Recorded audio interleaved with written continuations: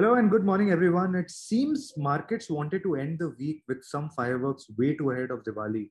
This is Almus Market Mornings with me, Swaraj, and let's look at the lit up sky of financial markets. US released their CPI data yesterday, which saw quite an interesting set of reactions. Currencies depreciated initially against the dollar. Dow was down 700 points. Yields rose.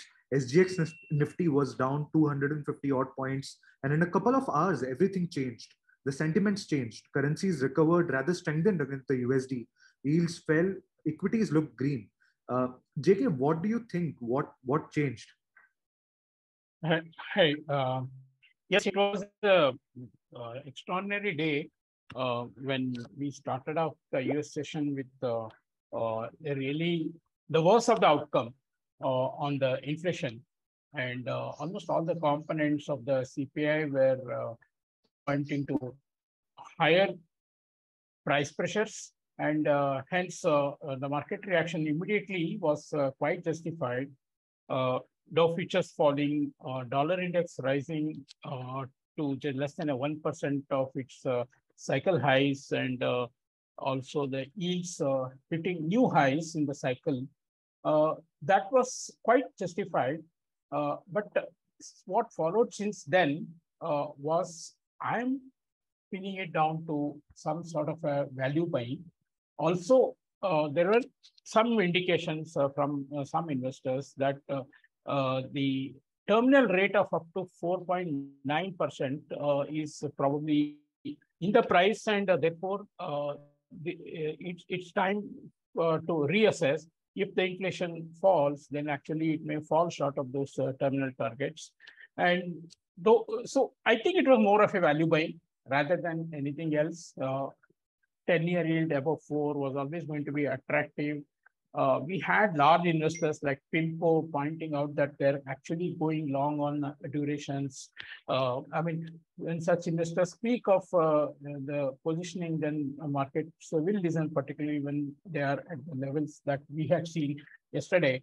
And in fact, the impact on the stocks was even greater because after slumping almost 2% in the open, they all recovered 2% to end close, close at record highs.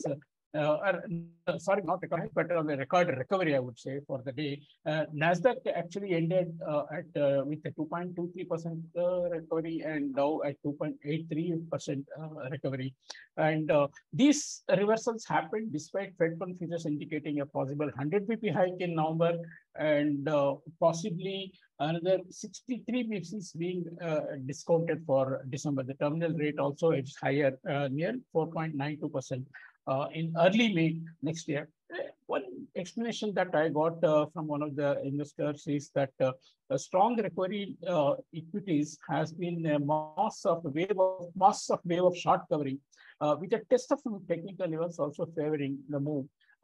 Suggestions that the benchmark S&P 500 had given back 50% of its post-pandemic rally, which actually triggered some programmed buying. So it's like mix of technicals, I would say, mostly, and then a bit of fundamentals, like discounting the worst case scenario on the rates, etc. And it's going to be a debate whether higher rates from here on is going to hurt US more or others. So that's also another point that would have triggered this short covering. More specifically to the currencies, in the morning yesterday itself, I had hinted at a possible reversal of some of the mini budget decisions by UK, and those rumors intensified during UK time. That is why we saw UK pound remaining very strong entire day, and post the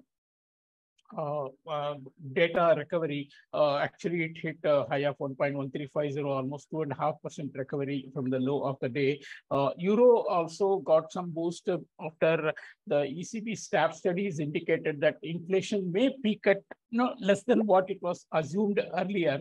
And therefore, ECB might be getting a handle on price pressures. And in December meeting, probably they will also, discuss the possible ways of reducing their balance sheets.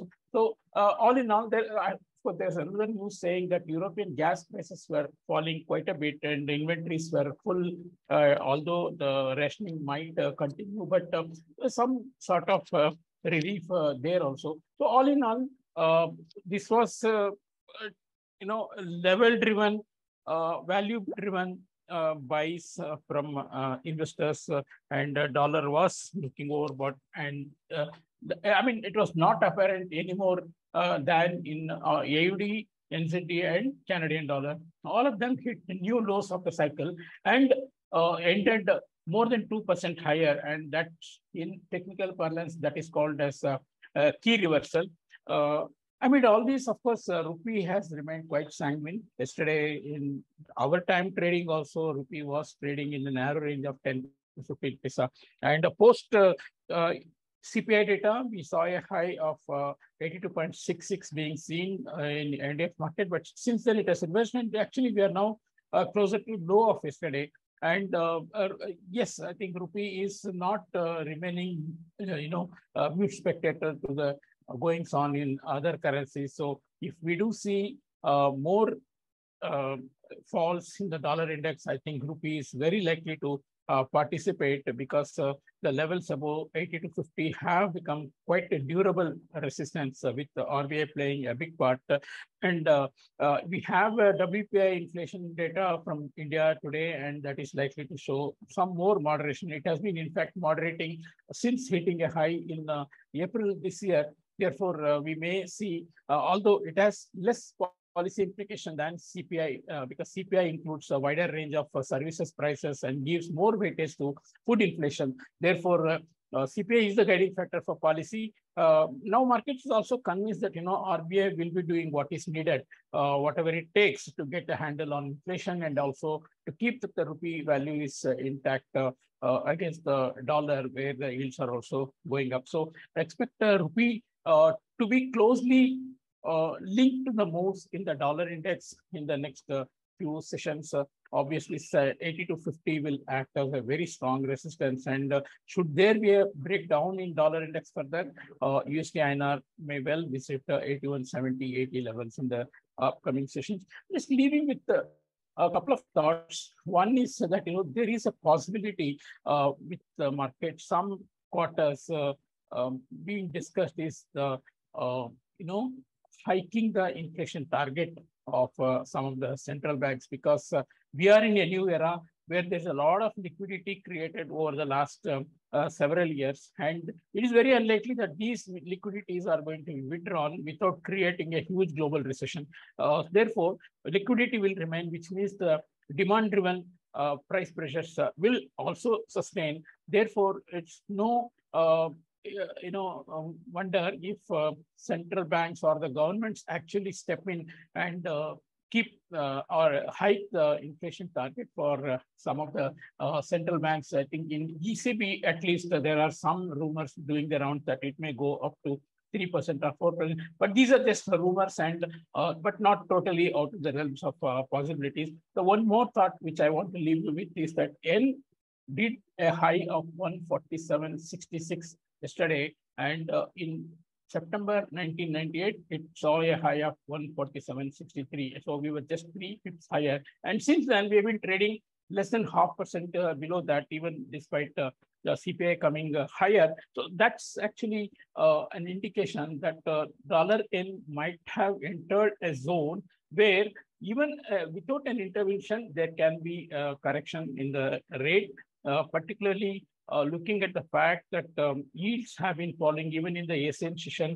I will not be surprised, dollar index undergoes a natural correction. Of course, if you go back to history, the 1998 high at 147.63 was, followed by a quick drop of 15% in the next week, and then, of course, made a cycle low of 75.55, unbelievable rate of 75.55 in the next few years. But that's not something that is relevant. But immediate point is that dollar yen can have a correction of 1 to 2% in the coming days. I'd also like to leave with observation on the USD yen movement, which has hit a level of 147.66 yesterday, just 3 pips more than the high seen at September 1998. From there, we had seen a big slide in the dollar yen.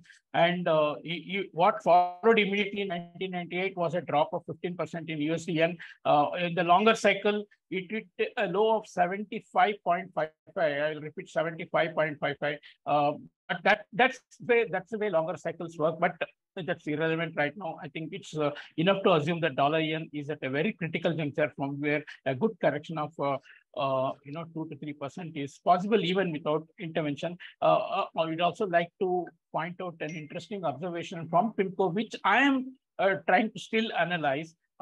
They said that they are positioning themselves for a change of position by BOJ with regard to yield curve control. So does it mean that Japan will loosen their grip on yield curve control, allow yields to move beyond 0.25% for the 10-year JGBs, where we've been reporting that no trading is happening for the last few days. And very interesting. If any such things happen, you can expect a huge volatility in the USD JPY. Yeah, so currency space is definitely getting more interesting. Dollar probably in for some more deeper correction, but USDN is the one to watch for me.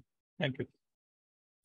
Thank you, JK. And you rightly mentioned the currency space is very, very interesting right now. Of course, we had the US CPI data, as you mentioned, higher price pressures continue. And post the dramatic initial reaction, we had some value buying in currencies and stocks. So yesterday was just another reminder of how surprising financial markets can be. Markets can give two-way moves. It's important to follow a good risk management policy to navigate this kind of turmoil. So keep managing your risk. We'll see you all next week with the latest round of updates. Have a very good weekend.